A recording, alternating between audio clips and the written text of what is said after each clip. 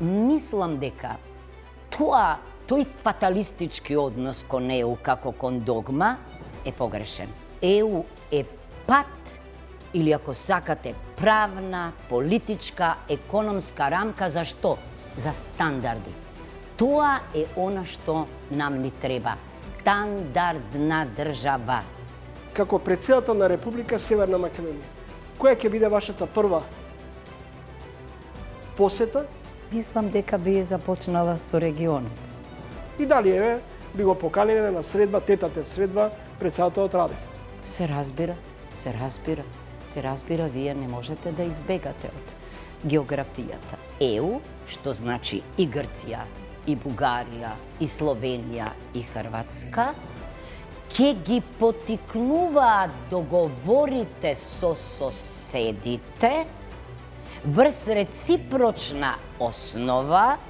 Договорот за добрососедство и пријателство го крши Бугарија, а не ние, без оглед на резултатот. Дали тој ќе биде 59 или 61. Влада без албански партии не е добро решение. Како планирате да го разбиете бастионот предводен од Дуј, кој речиси 2 децении на власт? На Дуј на ова раководство на Дуј е поминат рокот.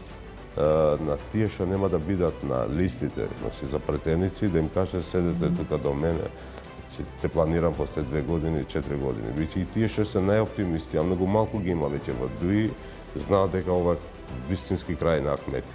Дуј се повеќе личи на некоја комбинација Груби, Тачи, Мијалков. Македонските граѓани на престојните председателски избори ќе имаат можност да избираат кому ќе му ја дадат довербата меѓу 7 кандидати кои влегоа во трка за иден шеф на државата. Кој ќе биде шестиот македонски председател ќе се знае на 8 мај, доколку има уставна излезност. На овие избори ВМРО ДПМН одлучи повторно да ја номинира професорката по уставно право Гордана Сијановска Давкова. Добре дојдовте во емисијата, професор Давкова. Добро ве најдов, Горест. Да предпоставиме дека граѓаните ќе ви ја дадат довербата и сега ве прашувам веднаш. Како председател на Република Северна Македонија, која ќе биде вашата прва посета или прва дестинација во некоја од меѓународните држави? Не зависи тоа само од мене. Веројатно треба да добиете покана. Меѓутоа, мислам дека би започнала со регионот. Зошто регионата не Брисел? Може би Словенија, за која велам дека е моја втора татковина, заради докторирањето таму. И заради можноста или Хрватска, зашто мислам ако ние регионално не се обединиме, ако регионално не се браниме, ако регионално не се поддржуваме, не можеме да очекуваме поддршка од останатите држави. Зошто Словенија, зошто можеби Хрватска? Затоа што се членки на ЕУ. Ако ставате акцент на регионалната соработка, дали тоа значи дека не гледате во блиска иднина брза интеграција на земјите од Западен Балкан, вклучувајќи и Северна Македонија во Европската унија? Ако мислите на кус рок, не гледам. Ако мислите годинава и до година, не гледам. Зошто? Затоа што годинава сите ќе ја запомнат како најизборната година на планетава во историјата на демократијата. Резултатот е крајно неизвесен, за жал, и во рамките на ЕУ растат крајно ориентираните десни барања, значи крајната десница, замислете да речеме во Франција, во Германија, во Италија, па и во Холандија, што значи битката ќе биде за задржување на демократијата или за одбрана на демократијата од авторитарните тенденции. Мојот страв од успонот на десницата, на крајната десница е евроскептицизмот, тоа е нивна карактеристика, неразбирање понатаму за исламот, односно за муслиманската припадност, тоа е загарантирано кај нив, и, ако сакате, некои чудни симпатии кон истокот, односно кон Москва. Затоа, значи, мислам дека ентузијазмот за проширување не може да се задржи, иако тој не беше ни не знам колку истакнат. Да заклучам. За жал, мислам дека Европската Унија немаше и се уште нема јасна стратегија за изумот Западен Балкан како геостратешка синтагма. Од Солунскиот самит па до денеска. Мислам дека тој фаталистички однос кон ЕУ како кон догма е погрешен. ЕУ е инспиративна заедница, ЕУ не е цел, туку ЕУ е пат, или ако сакате правна, политичка, економска рамка. За што? За стандарди. Значи, кои стандарди? Владење на право, либерална економија, слободи и права, независно судство, децентрализација. Тоа е она, слободни медиуми, подржувани и разбрани медиуми, тоа е она што нам ни треба. Стандардна држава. Дали имаме алтернатива во замена за Европската Унија? Прво, самото прашање, Гораст, алтернатива, знаете, алтернатива. Не зборувам јас за алтернатива. Ние сме природно предодредени да бидеме, бидејќи сме дел од Европа. Европа е поширок поим од ЕУ, географски, ако сакате, историски, политички, освен во некои куси периоди за време на комунизмот или порано, што знам, за време на Отоманската империја, и логично е дека нашиот пат е тамо. Логиката не важи само за нас. Логиката важи и за нив. Значи, еднаш треба еврократите, оние кои ќе дојдат после изборите на клучните позиции во клучните органи, јасно да кажат дека имаат стратегија за Западен Балкан, да посочат точни датуми, да посочат мерки, да не вклучат во сите можни процеси. Се поддржувам што е од Отворен Балкан до соработка. Тоа е се што користи околу нашето зближување и здружување. Ама уморна сум од изрази како Ахилова пета, недовршена симфонија, отворена врата. Аман од тоа веќе. Демократија се вежба внатре, не се вежба надвор чекајки. Не. Значи, крајно време е еднаш да си каже и Европската Унија дека има корис од Западен Балкан. Зошто? Па знаете колку години не потикнуваа да ставиме крај на авторитарните комунистички режими. Така? И луѓето веруваа во тоа. Меѓутоа, после толку години, вие да зборувате за почеток на преговори, за услови на почеток на преговори, значи дека ЕУ не си ја почитува институционалната меморија. Професор Селјановска, ако политиката на еквидистанца која промовираше председателот Глигоров беше анахрона, каква политика вие би воделе кон соседите пред се во ситуација кога се уште во регионот имаме низано отворени прашања? Скандинавска политика, ќе водеме, ве кажувам. И секогаш сум љубоморна на односот на Шведска, Финска и Данска кон Латвија, Летонија и Естонија. Скандинавска политика ќе водите и во релациите Скопје-Софија? Сега ќе ви кажам, значи кои зад себе кога тргна, а беа во полоша позиција од бивша Југославија, стартна, кога тргнаа во демократизацијата, меѓутоа ја има целосната регионална поддршка. Во право сте. Западен Балкан не е Скандинавија. Меѓутоа, видете, има држави на Балканот кои што се член од Европската Унија. И тие држави, јас очекував да бидат првите што ќе не признаат и првите кои што ќе ни помагаат. Тие држави се разбира дека не можат да излезат од балканската логика на условување, на уценување, на балканизација, на национализам, на корупција и криминал. Ама, интересна работа.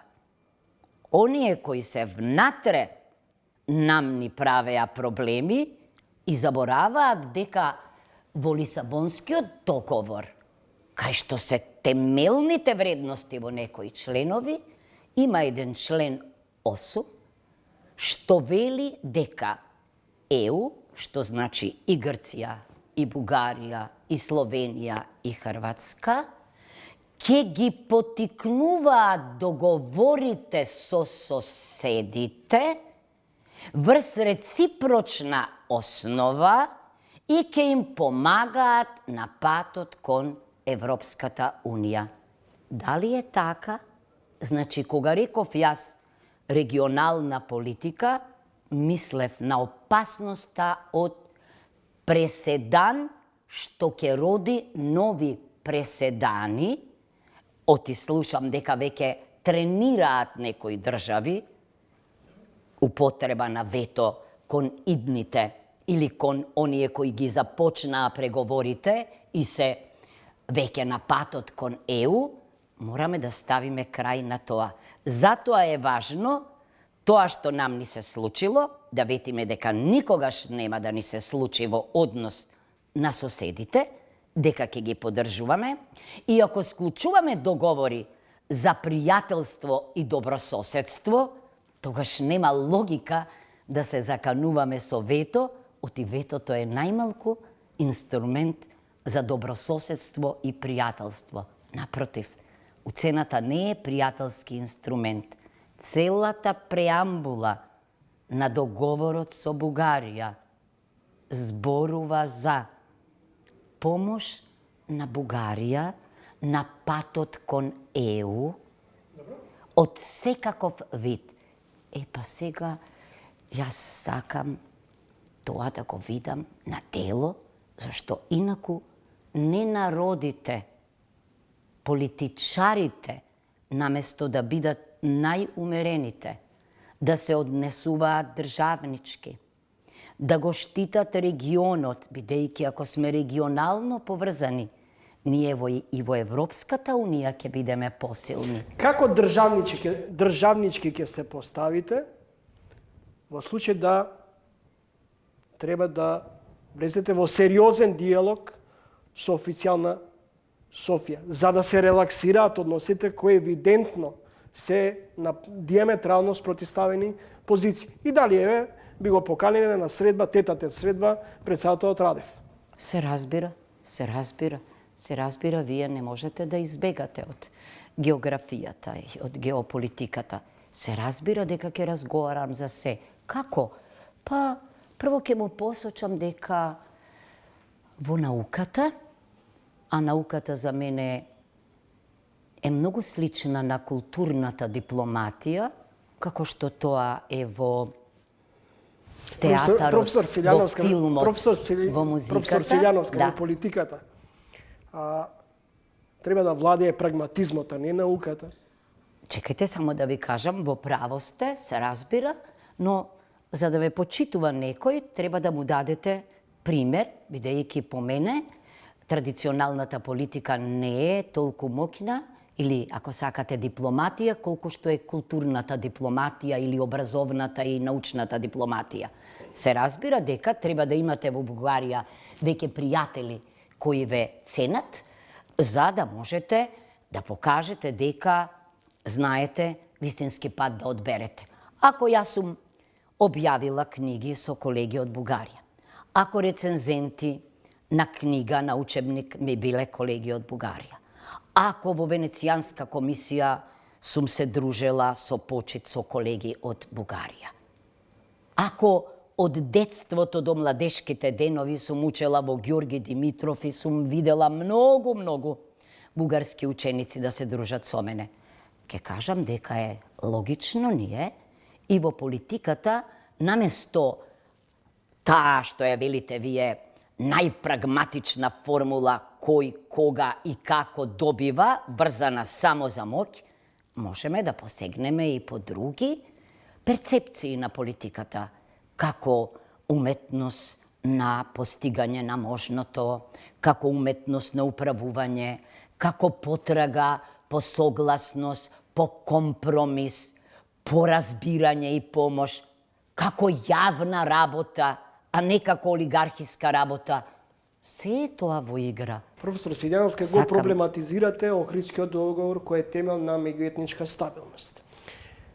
Го оспорувате законот за јазици, плашејќи ги граѓаните со создавање на бинационална држава. Зборувавте, се сеќавам и во едно мое гостување пред неколку години, за опасност од федерализација со појавата на така наречената тиранска платформа. Како би одговориле дека нема да добиете поддршка од албанското изборно тело гласачко, ако не дадете гаранции дека уставните промени ќе бидат спроведени, кои се услов за да се деблокира македонскиот пат? Прво, глаголите оспорувате, заплашувате, воопшто не се во ред. Напротив, едно е да укажувате во научни трудови на проблематичните решенија во рамковниот договор. Се што напишав се случува.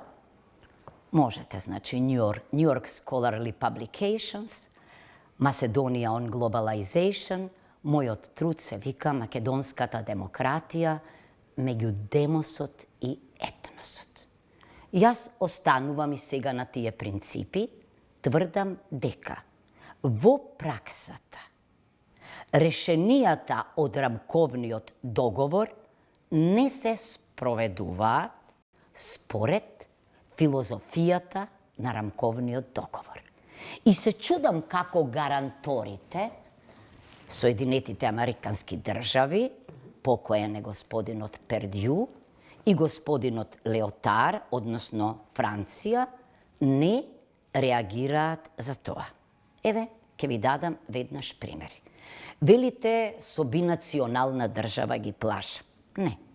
Основниот принцип во консоцијативната демократија, дури и творецот, таткото на тој модел на консенсуална или консоцијативна демократија, значи не демократија која значи асоцијација на индивидуи и граѓани, туку консоцијација, како во мислата на Алтузиус, на сегменти, во нашиот случај етнички, сериозно предупредува дека е тоа модел од нужда и дека мора да се применува краткотрајно, дека воспротивно тој ќе ги продлабочува разликите, односно ќе ги одвојува сегментите. Значи, првиот мој заклучок. Како пишува во основните одредби на рамковниот договор, дека Македонија треба да се развива како граѓанска држава во која ќе се почитуваат и колективните права. Дали е така? Не. Етнократија не е модел на демократија. Најважното што е според принципот на владење на правото, а не на владење на патроните или на неколкумина.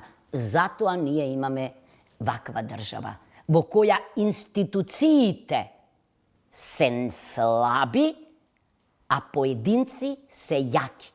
Тие одредуваат кој ќе биде судија, јавен обвинител, кој ќе биде уставен судија, кој ќе биде директор. Тоа не го пишува во рамковниот договор. Како би одговориле дека нема да добиете поддршка од албанската етничка заедница, ако не дадете гаранции дека по изборите ќе се спроведат уставните измени? Прво, непознат феномен е да добиете услов дека ќе ви дадам поддршка, ама треба да го правите тоа што го правеше Социјалдемократскиот сојуз досега, да измислувате решенија што никаде ги нема. Кој кого условува, да ве прашам? Во политиката значи, оној кој што прави влада е тој кој што предлага исто така и коалициони партнери. Инаку, без оглед на резултатот, да искористам да кажам, без оглед на резултатот, дали тој ќе биде 59 или 61, влада без албански партии не е добро решение. Воопшто. Кабинет на председател без албанци не е добро решение. Ама, со кого? Во кабинетот ќе бидат стручни и компетентни албанци. Дали треба и кога може да се очекува да се спроведат уставните измени? Јас тоа не можам да ви одговорам. Точно е дека председателот е еден од предлагачите можни на уставни измени. Меѓутоа, во случајот со претходните уставни измени, кои не ми е јасно зашто не дојдоа на дневен ред, тоа беше тотална злоупотреба, кршење на деловникот од страна на председателот на собранието, не можам да кажам кога. Но едно знам, дека ние сме држава која што во текот на 30 години ниту една држава тоа не го направила, толку многу измени направи. За жал тие не се однесуваа на уставниот поредок и на демократијата, туку најчесто доаѓаа од надвор. Не се согласувам дека апсолутно фатален е односот, дека ветото ни виси над главата и дека или уставните измени веднаш или почеток на преговори нема да има. Мислам дека има и други механизми претходно. Еве, инспирација добивме од американското однесување. Од американското се покажува дека секогаш американците поинаку гледаат на работите, зборувам за резолуција и слично документ, јас тврдам дека се потребни гаранции и од соседот. Како? Како доказ за пријателство и добрососедство. Договорот за добрососедство и пријателство го крши Бугарија, а не ние. Добро, професор, сега сте гледости и најдовте, мани, веднага си кажеме, најдовте и во Преспанскиот договор, кој де факто ни го отвори патот кон НАТО. Сега ме прашувам, дали мислите дека е возможно да дојде до промена на преговарачката рамка со Европскиот Съюз? Видете сега кога зборувате, можно е поинакво толкување на договорот за добрососедство и пријателство. Во преговарачката рамка, да, стои тој договор, ама насловот, не заборавајте, е добрососедство и пријателство. Сега, кога велите дека преговарачката рамка е света книга, има посвета книга од преговарачката рамка, тоа е Лисабонскиот договор и тоа е повелбата за човековите права. Сите договори со било кого мора да се темелат на темелните принципи и вредности на ЕУ. Значи и преговарачката рамка. Тамо многу убаво се пишува дека има прашања за кои нема да се преговара, кои се право на секоја држава. Немешање во внатрешни работи, почитување на суверенитетот, почитување на дигнитетот и интегритетот, почитување на националниот идентитет, почитување на културниот идентитет. Значи, може да течат преговорите со Бугарија, ама ветото не би смело да се употреби за овие принципи. Зошто? Само да зошто зададе членот 7, кој што вели дека ако некоја од членките на ЕУ ги крши темелните принципи на ЕУ, тогаш 2/3 од парламентот, кој наскоро ќе се формира, или комисијата, може да покренат постапка за ограничување на одлучувачките права на таа членка, и тоа беше применето во поглед на Унгарија и Полска. Кој ги крши овие принципи кои ја ги споменав од членот 2, од повелбата, да не кажувам членот 4, дека нема мешање, туку почитување има на политичките и на уставните структури на државите. Кандидати, Бугарија. Значи, многу лесно може, во овие разговори што ги кажавте, ама не со јастребите, кои што мора исто така да се припитомат, зошто? Заради она што е основен принцип во секој договор, bona fide, добра волја, или ако сакате good faith. Тоа е клучниот принцип во меѓународното право. Значи може, што велите вие, не знам, во резолуција, во анекс, во меѓусебен договор, да се каже дека ветото нема да се употребува за кршење на овие принципи. Згора, видите, Бугарија има судија во судот во Страсбург. Бугарија ја потпишала Конвенцијата за човекови слободи и права. И ЕУ ја признава юрисдикцијата на Страсбург и ЕУ пристапила. Извинете, вас логично вие да не важат овие принципи за Бугарија и да не признава ниту една пресуда? Па нека го распуштат тогаш судот во Страсбург. Значи, може анекс, може толкување, може устен договор, све може. Меѓутоа, ветото не смее да биде камшик со кој што се заканувате на соседите. Не, ветото е инструмент кој што бил потребен за да се заштитат најмногу малите држави, тие се за него, и мислам дека сите држави во пресред на таа филозофија треба да исчекорат. Еве, на потек може да биде Бугарија. Следите трилин, кратка пауза за реклами и потоа продолжуваме со интервјуто со професорката Гордана Сијановска-Давкова, председателски кандидат, номиниран од страна на ВМРО ДПМН. Следите трилин, гостинка во емисијата, професорката Гордана Сијановска-Давкова, кандидат за председател на Република Северна Македонија. Може ли да направиме паралели со постапките на председателот Иванов, кој воопшто не беше критичен кон Груевски, напротив беше негов сојузник, па и затоа многумина смета дека не е независен. Може ли всушност? Мислам дека плеткани како политичка марионета? Јас?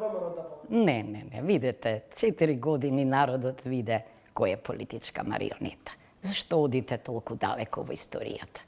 Јас мислам дека е најдобро да направите паралела помеѓу господинот Пендаровски и господинот Заев и Ковачевски.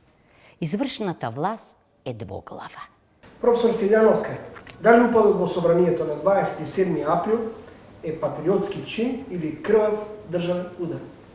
Прво, ова крвав државен удар апсолутно не држи. Крвав државен удар. Знаете што значи државен удар? Власта да ја земе некоја хунта по примерот на јужноамериканските држави. Тоа е. А пате, морам да ви кажам, упадот доведе до насилство, што треба да се санкционира, меѓутоа, за жал, ваши колеги го дефинираа кривичното дело, што нема врска со тоа што се случи, бидејќи каде што зборуваме во духот на кривичниот законник за нарушување на уставниот поредок на Република Македонија, таму, освен последниот збор страв, има и многу други елементи. Па вели предизвикување пожари, поплави. Знаете кога ќе беше државен удар? Ако го окупираа собранието, ако го киднапираа председателот на собранието, ако воспоставија некоја зона, да, имаше употреба на сила, имаше нешто што мора да се санкционира, меѓутоа да бидеме ние најтерористичката држава во светот по бројот на годините за осудените, нема логика. И како гледате надвор, Шведска, Грција, опа, судовите велат дека ова не може да се квалификува како што е квалификувано дома. И ние ќе останеме запаметени по закон за амнестија, кога носите закон за амнестија, тој важи за сите што сториле определено дело или за сите учесници. Така беше? Не беше така.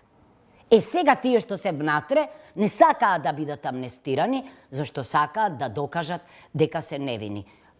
На потек е кој? Судот во Страсбург. Ќе се срами некој еден ден. Ако бидете избрани за така наречениот, што велите, државен удар. Дали ќе подпишете указ за амнестија на осудените за упадот во собранието? За овие што остана, ако имам надлежност, да, би подпишало, но јас мислам дека претходно ќе завршат полно работи, ќе излезат на виделина. Само да кажам помилувањето, кога веќе велите указ, да, помилувањето. Често пати јас велам дека помилувањето е реликт од апсолутните монархии, да, но помилувањето е и кочница во однос на зависното судство, бидејќи ние немаме независно судство. Тоа е врзано за правдата, не само за правото. Значи, тоа е, како што се вели во науката, ме подсети пред некој ден колешката Каролина Ристова Астерут за еден чувен правник, правен теоретичар, Јелинек, кој што вели вентил, дека е тоа вентил во однос на правото, како со помош на правдата. Затоа постои секаде. Во хотелот Александар Палас, на самиот днес, Така. како предводник на професорскиот пленум, заедно со вашата колешка професорката Ванковска, Така. го дочекавте тогашниот премиер Груевски, кој патем, неодамна на Фейсбук прочитав дека не се согласува со вашата номинација за претседателски кандидат.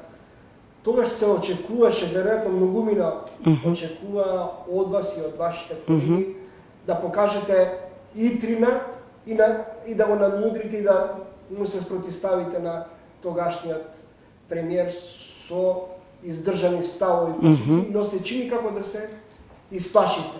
Така ли планирате да ги промовирате и да ги браните позициите на Македонија пред меѓународните партнери? Не ве разбирам, Гораст. Прво, бев една од предводичките на професорскиот пленум, но не и на политичкиот пленум што потоа настапи.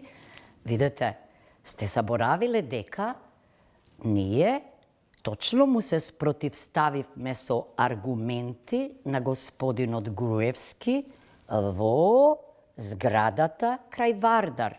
Значи, ректори, декани, а од професорскиот пленум, професорката Ќовкаровска и јас. Како не паметите, ние му ги изложивме аргументите дека немаме ништо против заострување на критериумите, односно за почитување на импакт факторот, но имаме против некои решенија од типот откако ќе завршите факултет, повторно да полагате, да ве снимаат и слично. Откако не сослуша, само ние две за жал разговаравме, другите молчеа, господинот Груевски рече на господинот Абдулахим Адеми, повлечете го законот. Видете, мене не ми треба некој да ме сака, меѓутоа да ме почитува. Се поздрави со нас двете, не со другите кои го гледаа восхитени и си замина. Така што не е точно тоа што го говорите. А да објаснам за Александар Палас. Значи, ние бевме поканети да учествуваме во собранието во дебата за законот. Не. Зошто не отидовме од професорскиот пленум? Бидејќи постапката беше прекршена и ние не сакавме да бидеме декор кој што утре ќе им послужи за аргументацијата дека, еве, ги сослушавме. Зошто дојдовме, ајде да им објасниме на граѓаните.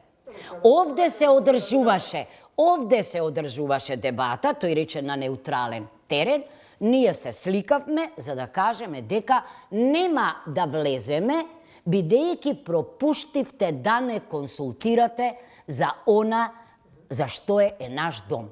Кога веќе зборувате, еве, чудно е толку многу луѓе сега да го цитираат, не сум ја прочитала неговата изјава, меѓутоа, видите, јас сум го видела господинот Груевски со професорскиот пленум на таа седница и еднаш предходно, после неуспешниот Букурешки договор, кога собра 20-30 интелектуалци, особено од мојот факултет, за да ни каже што се случило. Да подсетам уште нешто.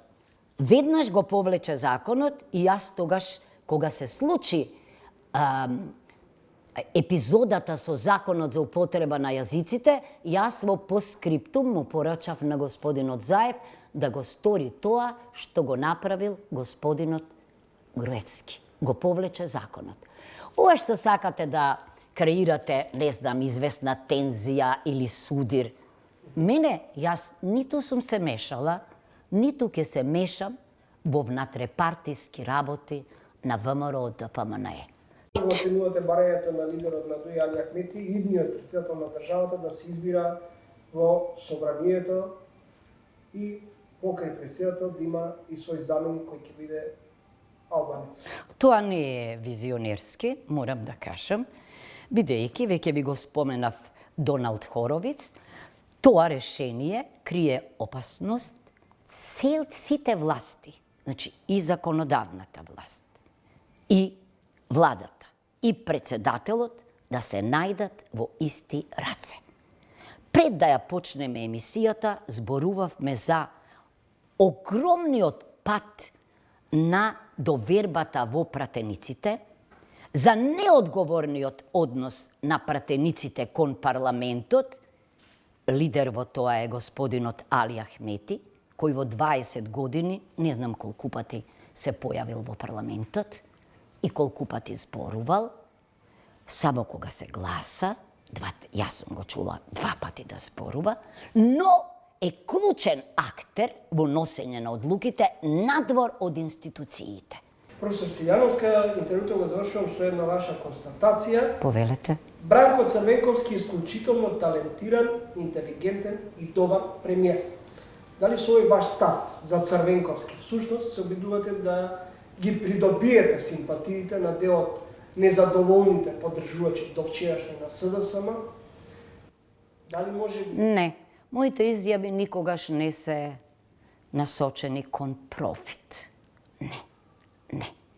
Јас и некогаш и сега тврдам дека луѓето од техничките и од природните науки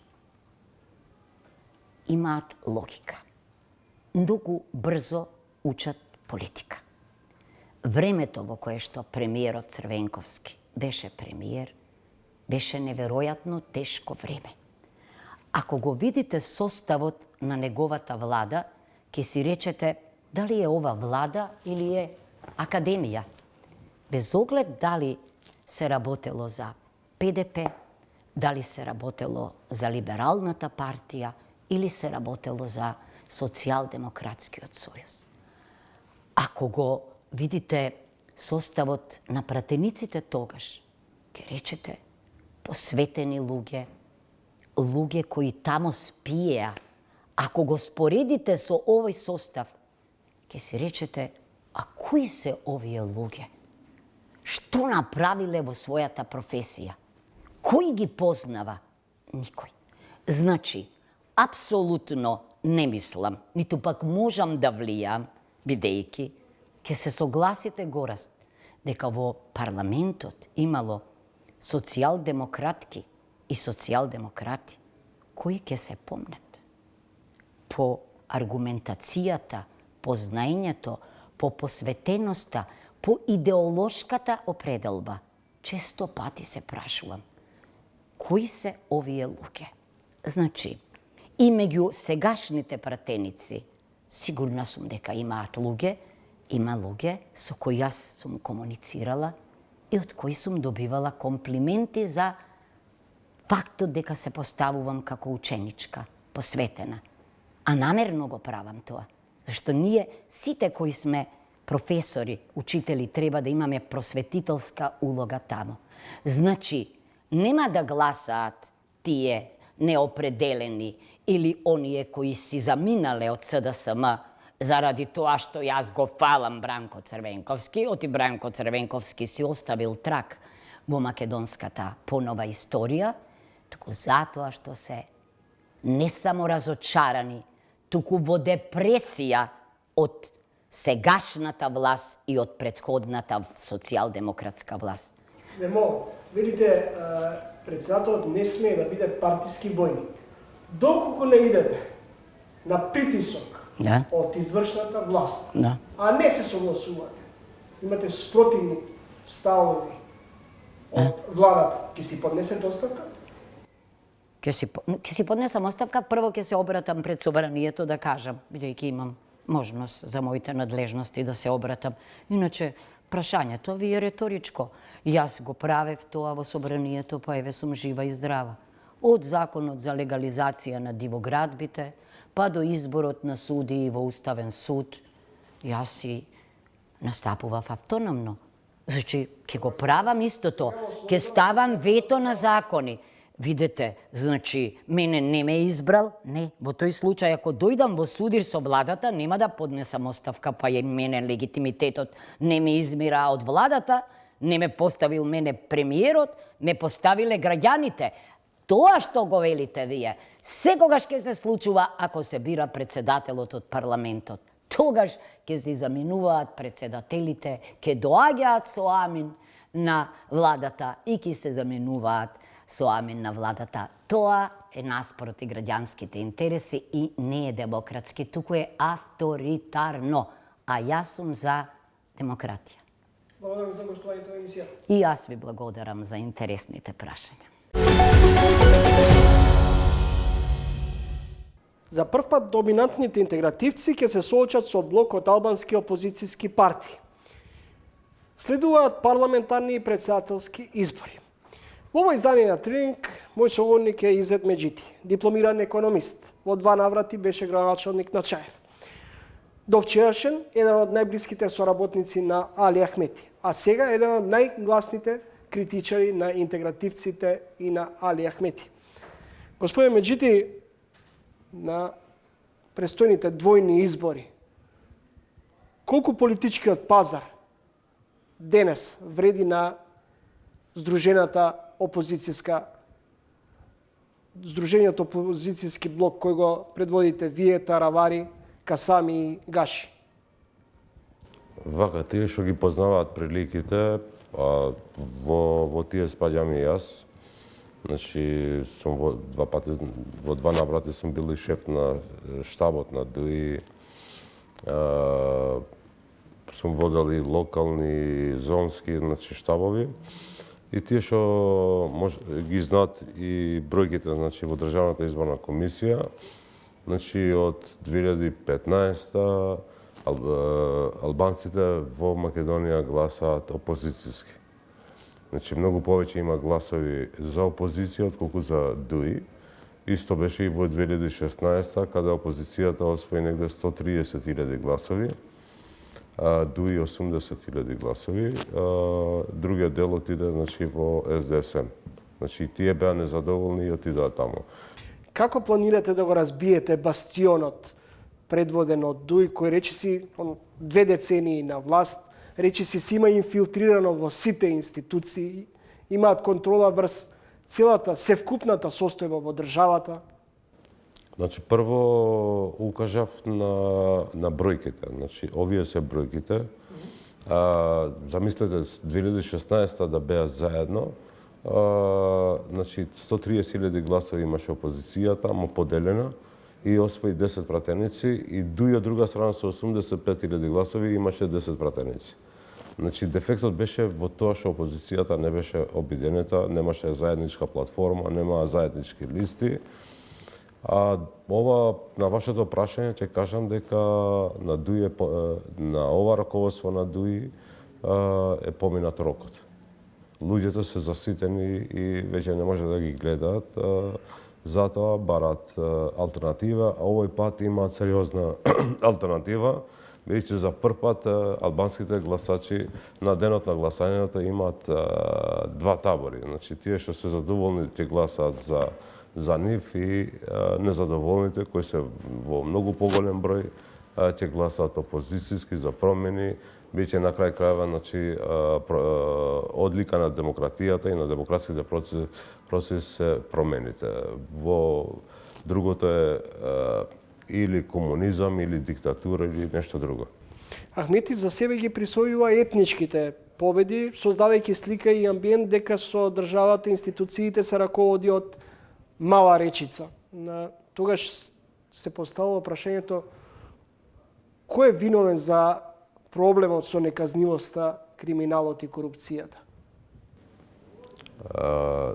Ако одиме символично, да, значи овие 4 години има доста власт, значи пола од министрите се албанци, еве има и технички премиер албанец, и други председател на собрание, но граѓанинот албанец, бизнисменот албанец, училиштата, здравството и било кој сектор, значи тоа не го чувствуваат. Тоа го чувствуваат само тие 20 луѓе и луѓето и нивните семејства, значи и тоа можам значи да го илустрирам со фактот што пример и министрот за здравство е албанец и директорот на фонд за здравство е едниот со врзан потпис е албанец, но и покрај тоа значи здравството финансирано значи по пациент, значи во Тетово се финансира 4.000 денари по пациент, во Штип 12.000 денари. Значи на некој начин ова го легализира тоа што е дискриминација што било воведено во минатото. Или пак тоа не го чувствува економската зона во Визбегово, значи кои што имаат инвестирано со своја пот, значи ништо државно, значи приватно земјиште по скапа цена, плаќаат комунали, плаќаат даноци, плаќаат, значи вработуваат луѓе и на крај немаат никаква придобивка, напротив, значи таму патот цело време се крши, се гради, значи се вртат околу тоа, значи пристапот им е отежнат на луѓе. Малци им беше тоа и казино имаше едно, сега има десетици, значи има инциденти, има убиства, има некои хотели за дневен престој, како намерно некој значи да работи и на нивниот имидж, значи да се руши на зоната. Не да видат значи некое добро од државата или пак од владата. Што ќе доминира на престојните парламентарни и претседателски избори? Дали ќе бидеме сведоци на етничко надавање на големи албанци, големи македонци? Не, мислам дека ние од почеток имаме јасни ставови и не се колебаме околу тоа. Ние кажавме дека ќе имаме кандидат албанец за претседател на државата, бидејќи сме втора мнозинска заедница. Тука имаме политички капацитет, интелектуален, гласови и се разликуваме од помалите заедници. Ние мислам дека знаеме да прочитаме и тоа што е барање на граѓаните. Во секој анкети, значи од 10 прашања, 7 прашања се економски, кои што ги тангира граѓаните и заради нив значи бегаат младите, алармантно бегање значи во европските држави и подалеку. Значи тие бараат подобри плати, подобар животен стандард, бараат правна држава, независно судство, бараат подобро образование, подалеку значи од политизација на образованието. Како очекувате да се врати европската агенда како приоритет, ако ВМРО ДПМН вели дека уставни промени во вакви околности се невозможни да се спроведат? Ја мислам дека треба и во овој дел треба да бидеме практични и реални. Ова влада, која што беше избрана и со мојот глас, па дури кога падна ги со господинот Реджепи ги спасивме, мисличи дека ќе држат до европска агенда, но овие цело време збораат за европска агенда, цело време збораат за европски вредности, а во суштина правеа нешто сосема спротивно на тоа. Значи им отворија врата на руски капитал, отворија врата на кинески капитал, на секојдневни коруптивни сделки, ништо во однос на реформи, во однос на правна држава. Значи овие достигна во невидени размери, значи влијание во судството, во судскиот совет заради Мијалков, донесоа значи кривичен закон и го сменија за да олеснат на Никола Груевски, тоест 70% од неговите дела беа избришани. Проба и преку притисок во Врховниот суд, значи сака по секоја цена да го вратат на Белкоин Груевски. Значи, за каков европски фронт и за какви европски вредности збора. И сакам да кажам дека за тоа се потребни 80 гласа во собранието. ВМРО во било која варијанта, значи има над 40 пратеници. Значи невозможно е тој процес без да се седне ВМРО, да се преговара, да се најде решение со нив заедно, за да тргне оваа држава кон европските процеси, да се отворат и затворат тие поглавја, да се... Значи се друго е злоупотреба на европското знаме, на европските интеграции, да се збори за нив, а цело време да се тераат коруптивни сделки. Да, господин Меджити, дали имате неформални, па може и официјални контакти со СДСМ или со ВМРО ДПМН и чии ставови се поблиски до Сдруженијата опозицијски блок? Ја имам комуникација, бичи сум пратеник и имам комуникација со двете страни. СДС се исплашени, бидејќи се сплотени со Демократската унија за интеграција и едно време се плаша и да разговараат, да не се налутат од Демократската унија за интеграција. Така да, но последно време гледам дека и они се разочарани, бидејќи дуи нив ги изигра. Господине Меджити, колку пратеници очекувате да освоите на престојните парламентарни избори? И дали ќе видите клучен фактор за формирање на идната влада? Значи, анкетите што ги спроведуваат дуи и тие блиски до нив, веќе и тие имаат некои остатоци од политички партии, значи и некои партии, и тие веќе признаваат дека се губитници и се спремаат за опозиција. Бројките, значи, во нормални околности, мислам дека ќе бидат на 15. Се создаде цела фама околу поддршката на косовскиот премиер за македонската опозицијски блок. Дали Курти бара формирање на заедница на албански општини во Македонија, што би отворил простор за заедница на српски општини на Косово? Не, за општините во Северна Митровица и некои други, значи, кои што се со мнозинство Срби, тоа барање го има, значи, од порано. Не мора тука да се појави за да се таму се бара, но господинот Курти не го барал ни на нашите средби, ни на некои други средби. Такво барање немало од него. Тој, мислам, нормално, че има право да се определи кого ќе подржи, дали позиција или опозиција. Тој подржал опозиција и ја кога сум бил дел од ДУИ, значи и 2020 и 2016 Курти имал блиски релации со албанската опозиција во Македонија. Значи, само да објаснам, кандидат за председател беше господинот Река на претhodни Блерим Река, председателски кандидат на опозицијата кој што освои негде над 80.000 гласови. Денеска е функционер на Курти на владата на Курти во Њу Јорк.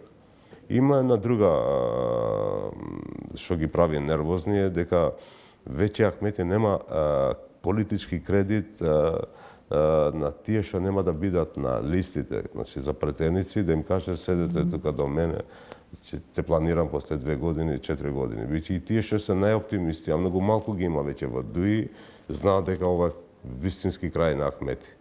Коалицијата Вреди денуве реагираше дека компанијата, македонската компанија Сайтрокс преку софтверот наречен Предатор и израелски експерти ги шпионира и македонските политичари и новинари. Имате ли индици или можеби докази дека повторно на сцена имаме преслушкување во Македонија? Не знам тоа, но овие се влезени на црна листа на кај американците, што се сопа, значи и се блиски до на некој начин до ДУИ, значи и веќе и тука паѓа митот дека Ахмети е со странциве, има поддршка кај странци, биќе и црните листи, и овој пат и ова со Предатор, фирми блиски со кои што соработува, значи влегуваат на црна листи кај американци. Како ги доживувате коментарите на ДУИ дека не може Меджити, Таравари, Касами да зборуваат за окрупнување на опозицијскиот блок, кога истите тие личности до вчера биле дел од владиниот колач? Биле дел од владиниот состав? Не криеме дека јас сум бил долго време во ДУИ, јас сум во ДУИ пред основање на ДУИ. Ја не можам да го препознам овој ДУИ, бијќи ова сега што го водат ДУИ, значи не биле ДУИ кога ДУИ било опозиција, кога не биле власт. Овие дошле во ДУИ заради лични интереси и лични кариери. Зборам за Османи, зборам за Груби и ред други кои што се сега како платеници го обкружиле Ахмети и го туркаат во таква позиција, тоа што велам, да се скара и да биде непријател со сите. Во политичките кулуари денуве можев да слушнам една интригантска информација дека Изет Меджити со текот на времето ќе се врати во ДУИ и дека претендира да го преземе ДУИ по политичкото пензионирање на Али Ахмети, имајќи во предвид дека Изет Меджити е главниот фактор, особено во чаирското крило, кај што има неприкосновена поддршка. За жал, албанците во Македонија секогаш треба да почнат од темелите. За разлика, значи, од македонскиот блок, кај што има ВМРО и СДСМ, две политички партии сериозни, кои што од 90-тите се тука, и луѓе кои не се задоволни со едното, ќе гласаат за другото, значи имаат опција. Кај албанците имаше едно ПДП движење, па исчезна, имаше ДПА, па исчезна, да не зборам за помалите партии. И за жал со паметот на Груби и Ахмети тргна по овој пат. Значи, ДУИ се повеќе личи на некоја комбинација Груби, Тачи, Мијалков и за жал, значи, по сите анализи, значи ДУИ паѓа, значи ќе биде дел од опозиција и мислам дека за кратко ДУИ ќе исчезне, така да членството на ДУИ, тие искрените, тие што за идеали седеле таму, трчале, придонеле за победите на ДУИ, мислам дека туку сигурен сум дека првата врата за нив отворена е демократското движење. Граѓаните го сваќаат ова и секој ден повеќе доаѓаат кај нас, бидејќи тука е вистинското тоа ДУИ, кое што беше ДУИ од идеали, ДУИ со програма, ДУИ со реализација, ДУИ посветено на граѓаните и на нивните проблеми, а не на себе си. Господин Меджити, ви благодарам за гостувањето во емисијата. Благодарам и на вас. Следете интервју со Изет Меджити, лидер на демократското движење и дел од албанскиот опозицијски блок, кој сака на престојните парламентарни избори конечно да ги симне од власт ДУИ. Дали ќе успее, допрва ќе видиме на престојните избори.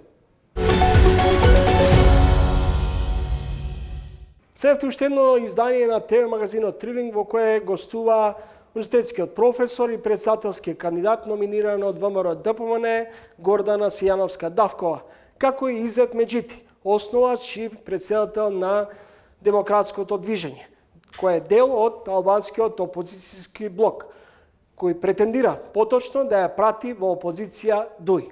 Довидување до идниот петок во исто време. До тогаш читајте на trilling.mk. Довидување.